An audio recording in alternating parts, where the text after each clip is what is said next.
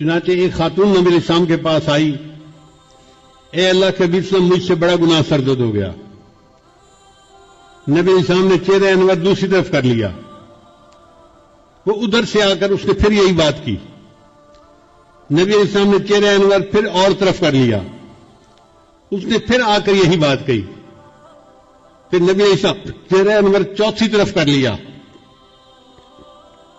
اس نے پھر آ کر یہی بات کا اقرار کیا کہ مجھ سے بڑا گناہ سرزد ہو گیا ہے۔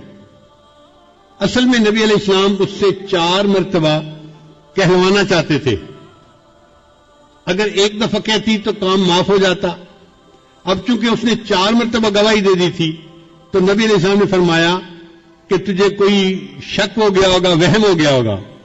اس نے کہا اللہ کے نبی وہم والی کوئی بات نہیں، میں نے بڑا گناہ کیا اور اس وقت بچہ میرے پیٹ میں پل رہا ہے، میں بچے کی ماں بننے والی ہوں، کوئی شک والی بات نہیں ہے۔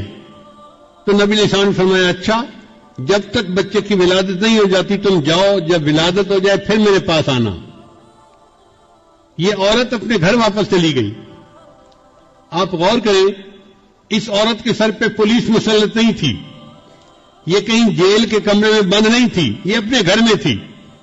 اگر یہ چاہتی وہاں سے کہیں چلی جاؤں دور تو یہ اپنے ہسبینڈ کے ساتھ کسی اور بستی میں جا کے رہ جاتی، مگر یہ بھاگی نہیں اور اپنی بات سے پیچھے بھی نہیں ہٹی۔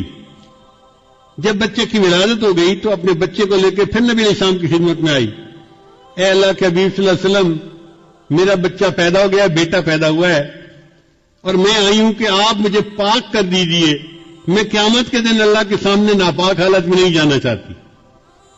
تو نبی علیہ السلام نے فرمایا تمہارے قریب میں کوئی عورت ہے جو اس بچے کو دودھ پلائے؟ تو پتہ چلا کہ کوئی اور عورت ایسی نہیں تھی بچے والی جو اس کو بھی دودھ پلاتی۔ اس زمانے میں ڈبوں کے دودھ تو ہوتے نہیں تھے، مائیں دودھ پلاتی تھیں، تو کوئی اور عورت قریب نہیں تھی۔ تو نبی علیہ السلام نے فرمایا اچھا تم جاؤ اور بچے کو اتنی دیر دودھ پلاؤ کہ یہ دودھ کی بجائے کھانے کی چیزیں کھانے لگ جائے، سالڈ لینا شروع کر دے۔ وہ عورت گھر واپس آ گئی اپنے بچے کو لے کے۔ اب اس کے پاس 2 سال کا وقت تھا، کیونکہ دودھ پلانے کی عمر عامین یومین کاملین 2 سال پورے ہوتی ہے۔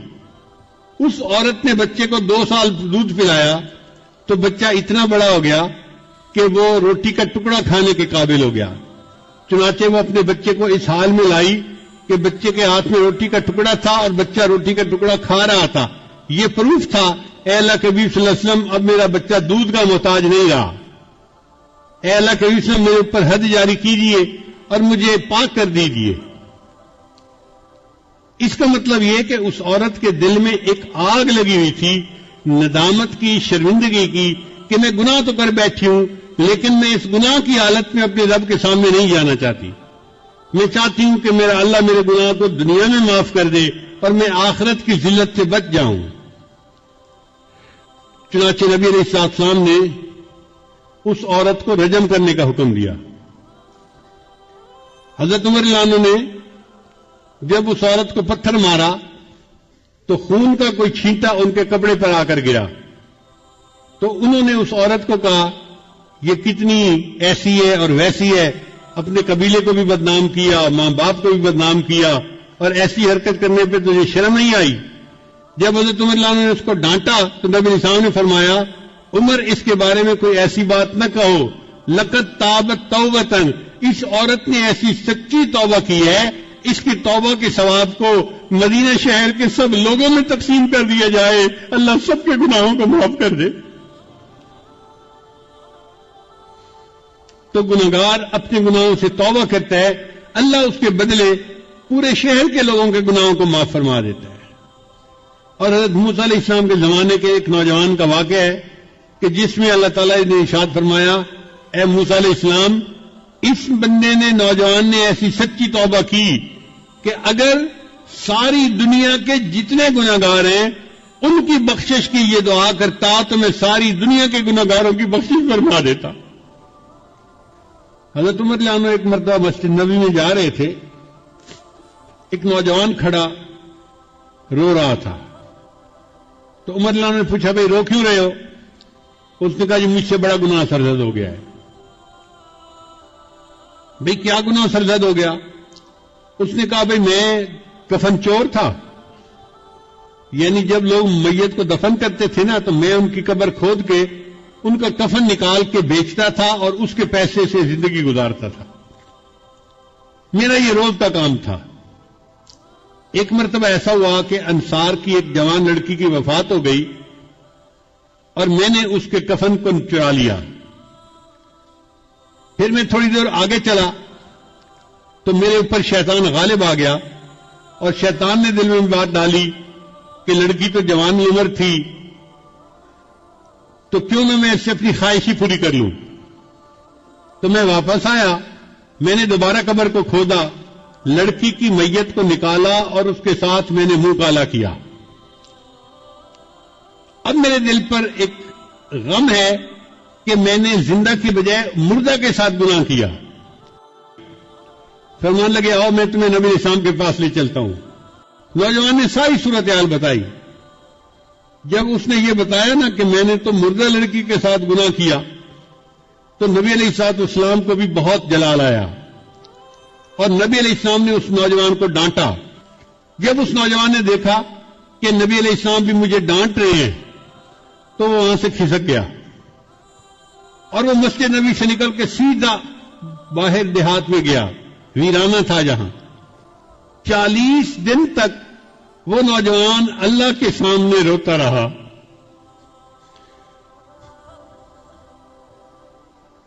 اللہ میں اعتراف کرتا ہوں کہ میں نے یہ گناہ کیا، لیکن بخشنے والا تیرے سوا اور کوئی ہے تو نہیں، تو اللہ مجھے بخش دے۔